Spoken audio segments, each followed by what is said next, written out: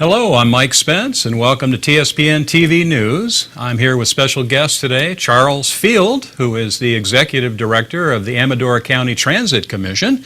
Hello, Charles. Welcome to the news desk here. Thank you. And I know ACTC, the Amador County Transit Commission, has new offices up here in the top of Jackson area over by Martell. And who is ACTC? Why don't you tell us a little bit to begin with who ACTC actually is and who makes up ACTC? Well, ACTC is formed under state law, and its membership is 3 members appointed by the County Board of Supervisors and 3 members appointed by the City Selection Committee, which is a group that gets together once a year. All 5 cities send representatives, and then they appoint who the 3 city representatives will be. They hired me back in 1995. I guess I'm doing a good job. I'm still there. You've been around for quite a while in Amador County. And we have a staff of 5, including myself. Great. And now when you put together all these regional transportation plans, I mean, it's a pretty elaborate process, and you guys handle quite a bit throughout the county. How does that work in terms of all the planning and the process? Well, it works in several ways. We have a traffic model that's been set up using the city and county's adopted general plans, as well as demographic projections, and that is set up to predict future traffic on our current roadway system. We also have a stakeholder working group formed of representatives from throughout the community to advise us, and we also take a look at the accident data, accident history, and reports. And with that, we prioritize transportation projects out 20 years, and we also formulate policies to try and do better at getting funding for transportation in Amador County, and that sort of thing. And that becomes a 5-year transportation plan, which we actually update roughly every 10 years. You're updating it all the time. Is the general plan for the county as updated as that, or are you working from an older general plan model? Well, the currently adopted 2004 regional transportation plan uses the older county general plan. But we're working on an update of the regional transportation plan right now that we expect to take into public hearings and workshops this fall and into the winter, that we expect to update in 2014. That's actually using the proposed new county general plan and the most recently adopted city general plans. So your proposals and your studies are actually helping formulate that updated general plan. In terms of growth and things throughout the county, are you kind of an indicator, kind of could you see the curve coming before the county updates the general plan? Do you make recommendations in terms of what goes into that plan in terms of growth or transportation needs, or how does that work? Does the plan come, chicken come before the egg, or the egg come before the chicken? How does that work with the county? Do they kind of give you the guidelines in terms of indicating growth, or are you recommending things for the general plan?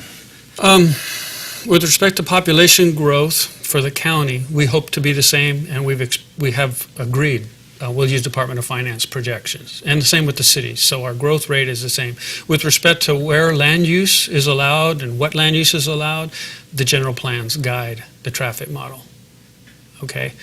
Now, with respect to the fact that the county general plan, we're working with a draft, and our draft regional transportation plan might be ready to be adopted before the county general plan.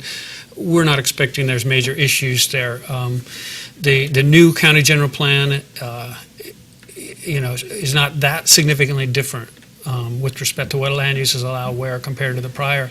And the county is given an amount of time to update its actual zoning ordinances and its actual implementation once they adopt the new general plan. So all this is modeling. What we're doing is modeling. What they're doing is a general plan, and then they're given time to update the actual codes, county codes. They're given 5 or 10 years to update those that follow. But we're trying to look out 20 years. Right, yeah, that's what I was wondering, because it seems like the general plan's always kind of lagging behind, the agencies and things. Do you do workshops and have hearings in terms of decisions and what you put into those proposals and plans? Do you have like workshops that you have people attend, or how does that process work? Oh, absolutely.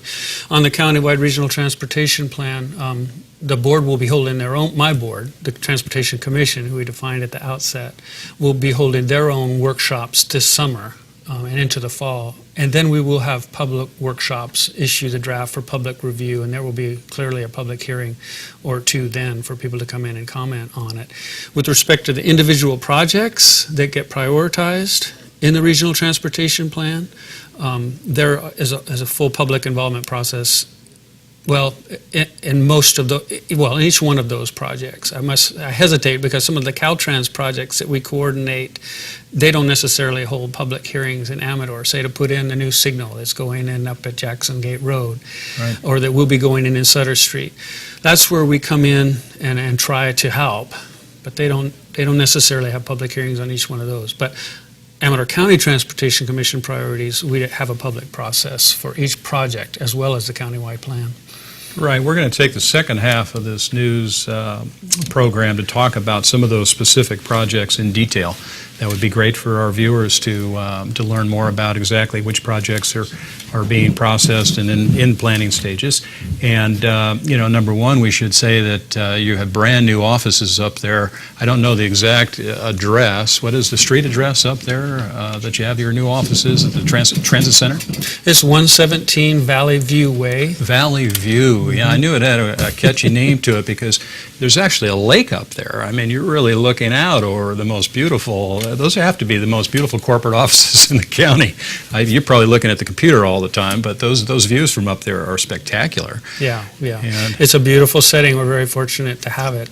That's just, our offices are part of the Sutter Hill Transit Center, which I suppose we'll talk about after the break. yeah, we'll come back and talk in detail. It is a about that. magnificent site, though, no doubt about it. Yeah, you're very fortunate. You must have been in Amador County for a long time. You have this position, and how long have you been in Amador County, Charles? Well, I've been working here indirectly since about 1982, but I've been executive director of the commission since 1995. Oh, quite a while. Well, they have the right person up there. I know I've attended a few of the meetings and seen you at work, and there's a lot to do up there. And, things are always being updated and worked on and revised and, in the planning stages, and people have a lot of input. So I'm glad that you do have a lot of those workshops going, and there's a bigger public process that goes into that than just finding out that a street light is going in at the intersection and nobody knows. And the city's been wonderful about that too. Mike Daly and the Planning Commission, it's a great area to be a part of that process and to, meet with you and have you come on TSPN or meet with you at the offices. And if people have concerns, they can go and chat with you on that. And I don't want to get into too many of the projects before we come back in the second half, but you also do and handle the Amador Transit when you see the dial-a-ride buses and the regular fixed route bus, program. That's something that's also under the purview of ACTC. Yeah, when I mentioned that we're formed under state law, there's two sections of state law. One has to do with the regional transportation planning and updating the regional transportation plan and prioritizing projects. We just went over that in summary. But the other is to manage the primary source of funds for transit services, for public transit service in the county. And this is the way it is with agencies around the state. And most of that money comes through the Amador County Transportation Commission and goes to fund Amador Transit right now. Got it. Well, what a great program we have here in Amador County, that dial-a-ride especially for people who can qualify to have those buses pick them up. And, some people, it's their only connection to, the outdoors and being able to get to services and things. And the regular transit system being on a fixed route now, going through the new transit center, which we'll talk about that in the second half. But that's a, reliable program that I think Amador County, before those buses weren't all fixed in terms of the same times. I know the routes and everything. That's been a big improvement that we've seen over the last couple of years.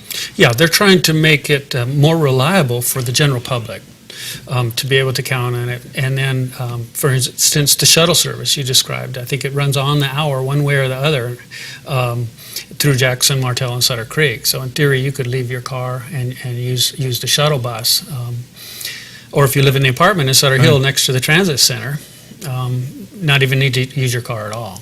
And so they're trying to upgrade it to be an actual rural version of an urban bus service that you can actually count on.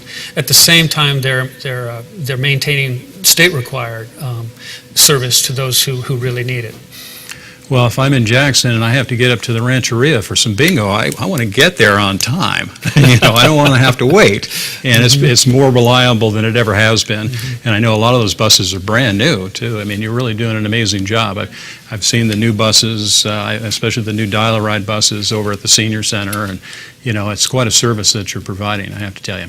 Well, Amador Transit and Carla Meyer, their general manager, and my board, who oversees that, as I said, have a lot to do with that. Well, there's a lot to manage. It's a big capital investment to keep that growing, with our needs in the community. And it's nice that, people don't always think about what goes in to having that bus arrive on time and getting people, throughout the county. And we're going to come back on the second half of the news here today, and we're going to talk about some of the projects. We have a lot of exciting projects that are taking place here that have in process, and we're going to come back and chat with those with Charles Field, ACTC, right after the break. So please stay tuned, and I know that's exciting. We've got a whole list of, we've got a lot going on, Charles. We're going to come back and chat about that right after the break, so please stay tuned. You're watching Amador County's local television network, TSPN.